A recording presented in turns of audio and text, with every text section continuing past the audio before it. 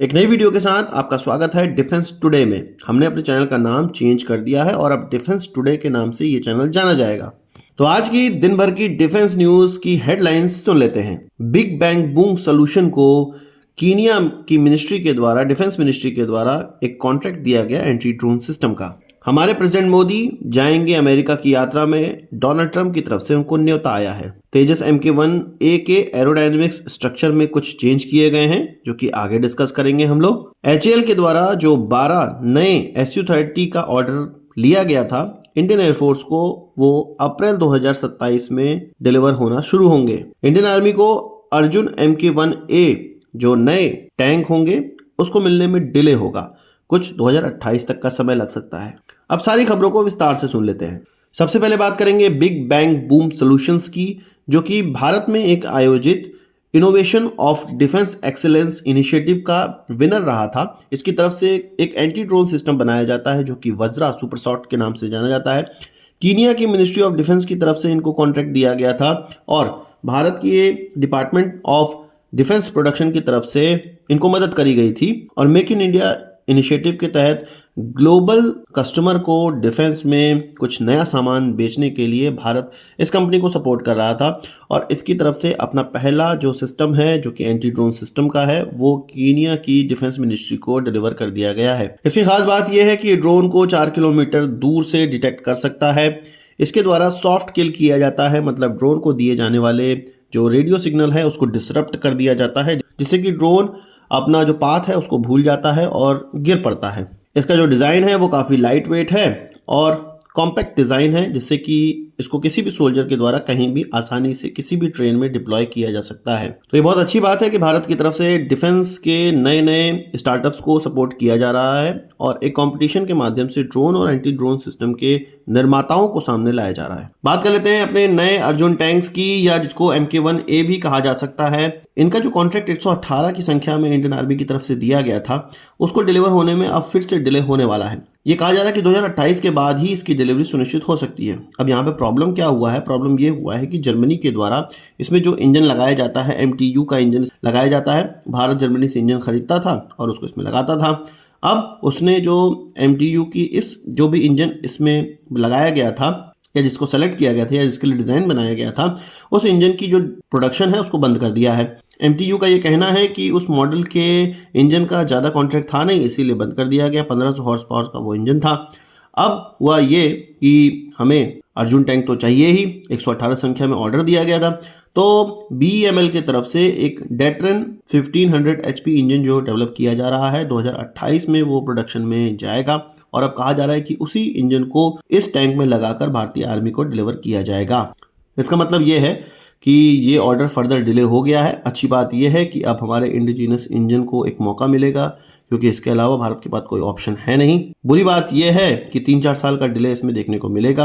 अब ये जो इंजन है जो कि ट्रायल के लिए गया हुआ है या ट्रायल जिसका हो रहा है वो 2028 में अगर प्रोडक्शन में चले जाता है तभी जाके ये टैंक भी डिलीवर हो पाएंगे। अगर इंजन के प्रोडक्शन में जाने में डिले होता है तो टैंक की डिलीवरी में और ज़्यादा डिले हो जाएगा। आपका क्या कहना है? कमेंट बॉक्स में बताइए। क्या ये अच्छी चीज़ है? जर्मनी की तरफ से जो MTU का इंजन के मॉडल को बंद किया गया वो भारत के पक्ष में है या विपक्ष में? आप बताइए। बात कर लेते हैं HAL की। HAL को 12 की संख्या में Su-30 MKI का ऑर्डर दिया गया था, एयरक्राफ्ट का ऑर्डर दिया गया था।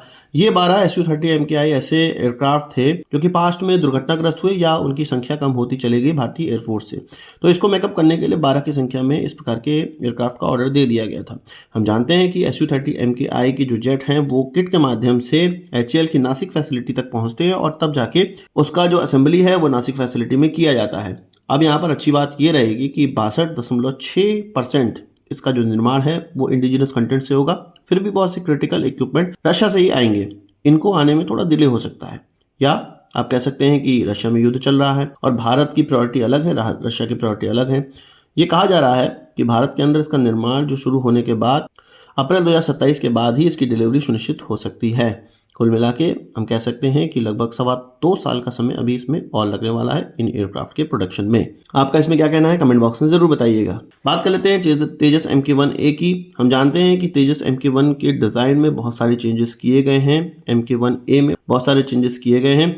तो इसमें एक चिन पायलॉन के डिज़ाइन में भी चेंज किया गया है, इसको रीशेप किया गया है। असल में लेजर डेजिग्नेशन पॉड जिन पाइलॉन पर लगाया जाता है, पाइलॉन ऐसी जगह होती है एयरक्राफ्ट की जहां पर अलग अलग प्रकार के असेंबलीज लगाई जा सकती हैं, चाहे वो लेजर डेजिग्नेशन पॉड हो, एलडीपी हो या कोई हथियार हो। तेजस के चिन के नीचे भी इस तरह के एक पाइलॉन को डिज़ाइन किया गया था। उसके डिज़ाइन को रीशेप किया गया है ताकि उसका एरोडायनेमिक्स और ज़्यादा बेहतर हो जाए, जिससे कि उस पर हवा का जो गतिरोध है वो कम पड़े। इससे तेजस की स्पीड अच्छी हो जाएगी, फ्यूल कंजम्पशन कम होगा, अच्छा मैनोवर तेजस परफॉर्म कर पाएगा। इसके अलावा लेजर डेजिग्नेशन पॉड के भी एरोडायनेमिक्स में चेंज किया गया है, उसके डिज़ाइन में भी चेंज किया गया है। लेजर डेजिग्नेशन पॉड उन बम्स के लिए आवश्यक होता है जो कि लेज़र गाइडेड बम होते हैं, और ये इसलिए किसी एयरक्राफ्ट के लिए बहुत ज़्यादा नेसेसरी होता है क्योंकि अगर हम अपने तेजस का इस्तेमाल दुश्मन के किसी ठिकाने पर बम गिराने को करें और उस ठिकाने तक हम पहुँचें ना, या हम ना जाना चाहें, फिर भी दूर से लेज़र गाइडेड बम का इस्तेमाल करके लेज़र के माध्यम से, जो लेज़र डेजिग्नेशन पॉड होता है उसके माध्यम से अपने बम को हम बताते हैं कि इस डेजिग्नेशन पे जाके तुमको गिरना है, जैसे कि दुश्मन के क्षेत्र में आए बिना या दुश्मन के हथियारों की जद में आए बिना ही हम अपने टारगेट को नष्ट कर सकते हैं। इन लेज़र के माध्यम से उस टारगेट को पेंट किया जाता है या इल्यूमिनेट किया जाता है, जिससे कि लेज़र गाइडेड बम इसको डिटेक्ट कर लेता है कि यहाँ पर जाके हमें गिरना है।